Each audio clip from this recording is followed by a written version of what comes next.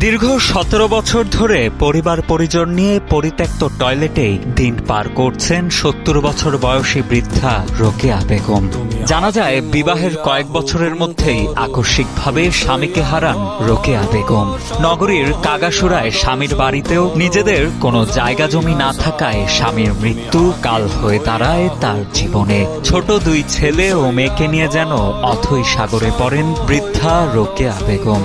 মানুষের বাসাবাড়িতে কাজ করে সন্তানদের বড় করলেও শারীরিক প্রতিবন্ধী ছেলে নেয় না খোঁজ খবর। তাই অনেকটা নিরুপায় হয়ে মেয়ে, দিনমজুর মেয়ের জামাই ও ৩ নাতিসহ সরকারি হাতেম আলী কলেজের ছাত্রাবাসের পরিত্যক্ত একটি টয়লেটেই বসবাস করছেন তারা।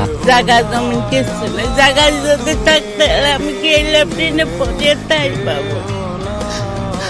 এই যে দুনিয়া কিসের লাগিয়া